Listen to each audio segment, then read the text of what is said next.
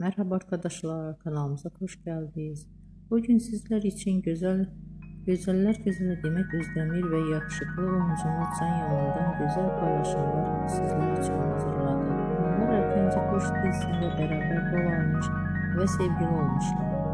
Ve dizi bittikten sonra yollarına ayrılmış ve Can Yaman İtalya'ya gitmiş ve orada yeni dizide rol almıştı.